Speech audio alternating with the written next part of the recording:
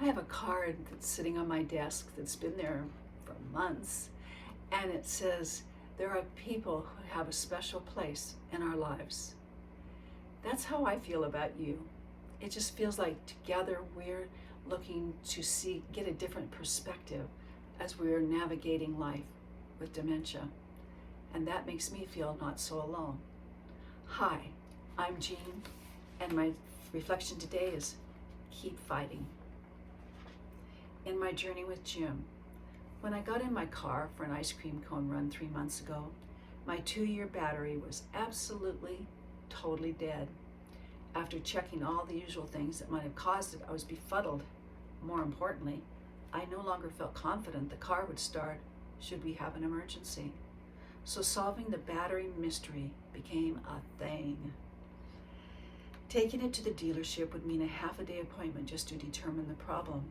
With the hour drive each way added to the appointment, I found myself on a quest every bit as daunting as finding my way out of a forest without a compass. I talked to others and followed each piece of advice, and in the end, the woodland fairies contrived a perfect solution. Our grandson could take the car in after dropping his dad off at the airport. At the dealership, the manager and battery expert took note of my low mileage and recommended a trickle battery. Though I was amazed a new car would need such care, our son and grandson hooked it up, and I was ready to go. I felt confident the car would start anytime I needed it.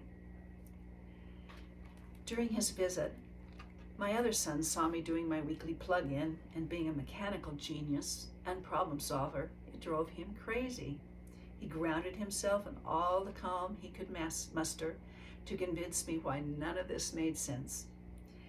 As he tried to figure out the core problem, he talked me through the way I might work with future mechanical problems. Oh, he wanted to empower me. And oh my, I felt overwhelmed. In the end, he let go of wanting to help and embraced my resolve to do what I could do with my lack of knowledge and the weight of my journey. And he understood that plugging the trickle battery in once a week was my confidence insurance. Last night, as we were hugging before going to bed, I told my son I liked the way he worried about me and wanted to solve all my problems. He hugged me tighter and said, I like the way you keep fighting to make this happen. My spirit soared as I felt him acknowledge my efforts to keep Jim at home. It was a perfect moment that nurtured this journey with Jim.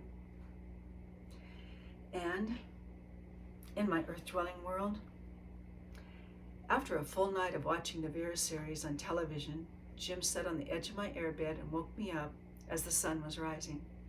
All smiles and animation, he asked if I'd slept well. This was new and a reflection of days gone by. He wanted to share how Vera was talking to him about doing some projects, that she knew how to line things up and was smart. As I got up, he went to the red sofa to get some sleep and knew exactly how to get his head at one end and his feet at the other end. Thank you. Thank you for being part of this circle. It's something I look forward to. I used to feel like, oh my God, how can I do a YouTube video? And now I think of it as spending time with you, and it fills my heart. If you feel like you'd like to read more reflections, you can go down in the description and there's a link to Amazon. If you feel like you'd like to share what's happening in your world, leave a comment. I'd love that.